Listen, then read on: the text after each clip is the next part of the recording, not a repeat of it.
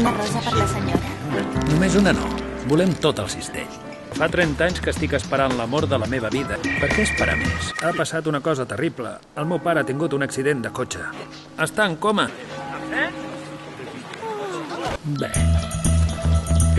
A totes les dones se'ls ha de prometre el que desitgen.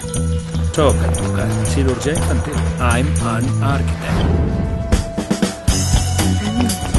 Si algú altre t'ajuda a lluir una mica, no va malament.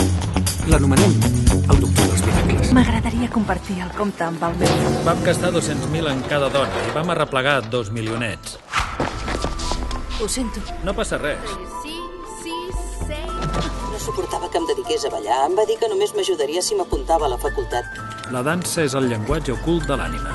Però a tu t'agrada el ballet de debò o només t'has documentat? La filla del meu cap s'ha lesionat. Podries fer-li una ullada? La visitaré si és tan important per tu. Tu ets en Pubi, el meu cosí? Home! T'agrada en Tarantino? Esclar, el coneixes? En Quentin, sí, fa molt de temps. A quina edat va dir la primera mentida? Ho ha entrat a casa meva, un pervertit. No s'ha endut res, només ha canviat tota la distribució dels mobles. Vés-te'n d'aquí.